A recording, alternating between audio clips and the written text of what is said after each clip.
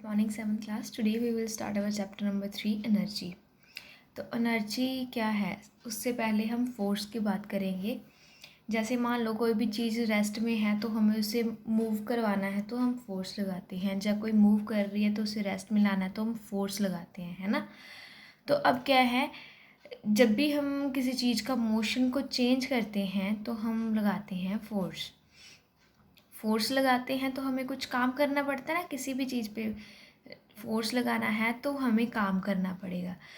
तो उस काम को जो हम फोर्स लगाने के लिए काम करते हैं that is known as work. ठीक है, अब क्या है, नाउ एनर्जी क्या है, एनर्जी और वर्क दोनों सेम चीज़ें हैं। अब ठीक है, हमारे अंदर काम करने की जितनी कैपेसिटी है, ठीक है, देखो मेरे अंदर काम करने की जितनी हिम्मत है ना, जितनी कैपेसिटी है, काम करने की जितनी कैपेसिटी है मुझ में, that is known as energy.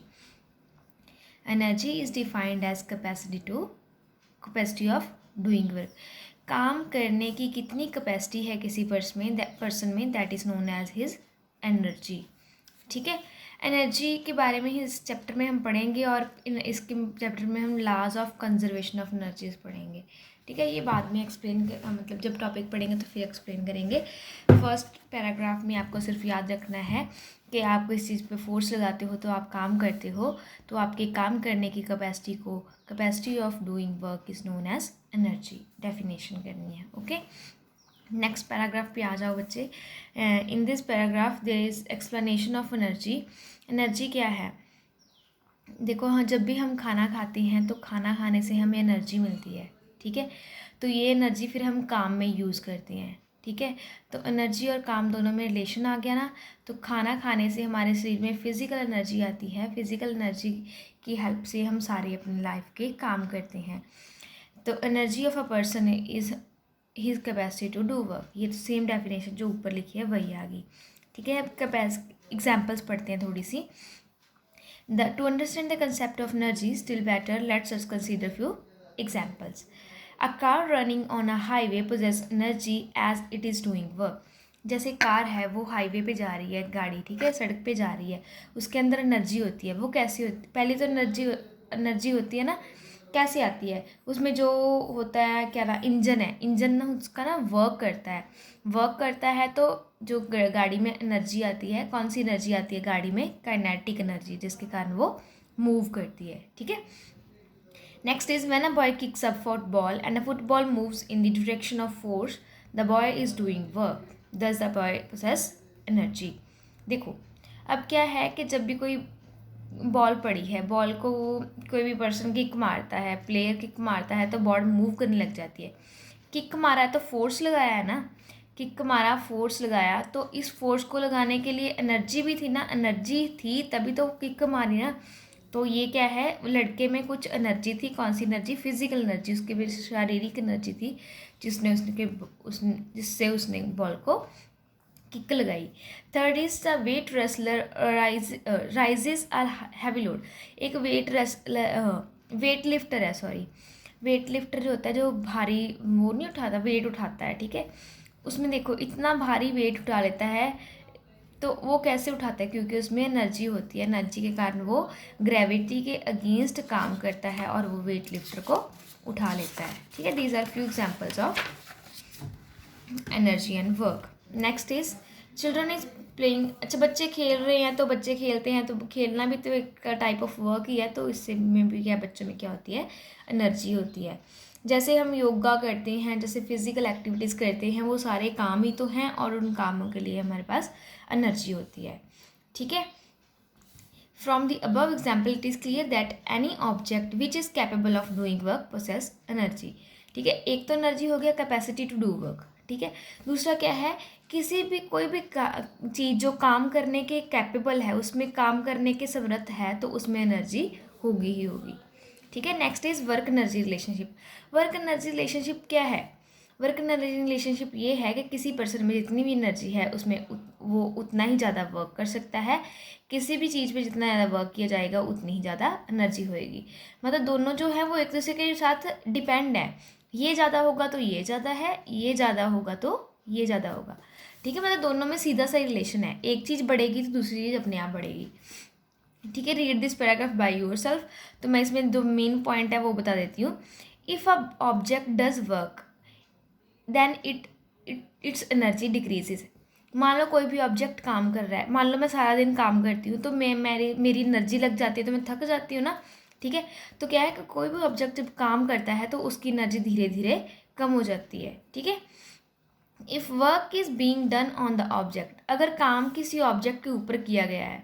ठीक है, एक तो हो गया ऑब्जेक्ट ने किया है, पहले केस में तो मैंने काम किया था। दूसरे केस में मान लो एक चेयर है, मैंने इस पर वर्क किया, इसको उठा के एक जगह पे लेके गई, तो मैंने चेयर के ऊपर वर्क किया है ना, तो work is done on the object. तो जब मैं चेयर के ऊपर काम करूँगी तो चेयर में कुछ एनर्जी जो होगी वो क्या होगी, स्टोर हो जाएगी, मतलब उसकी जो टोटल एनर्जी है वो इंक्रीज़ हो जाएगी। वर्क अगर ऑब्जेक्ट अगर वर्क करेगा तो उसकी एनर्जी डिक्रीज़ होगी, अगर ऑब्जेक्ट ऊपर वर्क किया जाएगा तो उसकी एनर्जी इंक्रीज़ हो जाएगी। ये केस जो मैंने प्रोपोर्शनल बताया था वो किस केस में प्रोपोर्शनल आता है, जब ऑब्जेक्ट के ऊपर काम किया जाता है तो उसकी एनर्जी इंक्रीज़ होती है। लेकिन उल्टा किस केस में आएगा, जब ऑब्जेक्ट काम करेगा तो उसकी एनर्जी कम हो जाएगी। Next is units of energy. आपको याद रखना है कि एनर्जी की यूनिट जो होती है वो जाउल होती है। ठीक है, तो रिप्रेजेंट करते हैं जे सिंबल से, लेकिन इसके साथ ही जाउल तो ऐसा ही यूनिट है। ठीक है, हम जो घर पे चीज़ें लाते हैं खाने के लिए, पैकेट्स वगैरह, उस पर देखो कि लिखी होती है एनर्जी इतने कैलोरी। ठीक है, तो एनर्जी की एक और यूनिट होती है जिसको हम कैलोरी या किलो कैलोरी बोलते हैं। ठीक है, जो खाने पीने वाली चीज़ें होती है उस पर एनर्जी जाउल से मेजर नहीं करते, उसमें energy calorie and kilo calorie में मेजर करते हैं। ठीक है, नेक्स्ट इज देखो, energy is measured in the same unit as work. अब जो एनर्जी और वर्क, एनर्जी क्या है, कैपेसिटी टू डू वर्क, काम करने की समर्था।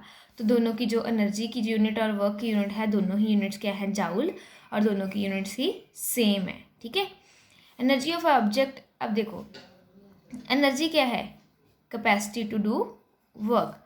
1 जाउल एनर्जी क्या आएगा, जब किसी एक बॉडी में 1 जाउल एनर्जी तब होती है जब उसमें 1 जाउल काम करने की कैपेसिटी होती है। ठीक है, 1 जाउल एनर्जी तब होती है जब बॉडी में 1 जाउल काम करने की कैपेसिटी होती है।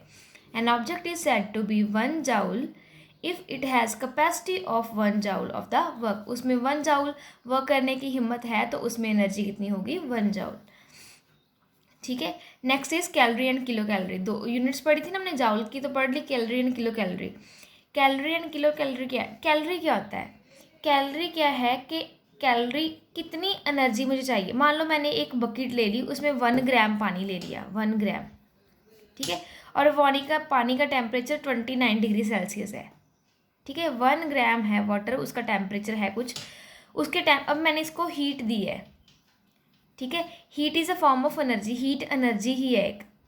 ठीक है, हीट एनर्जी देके मैंने पानी का टेम्परेचर 30 डिग्री सेल्सियस कर दिया।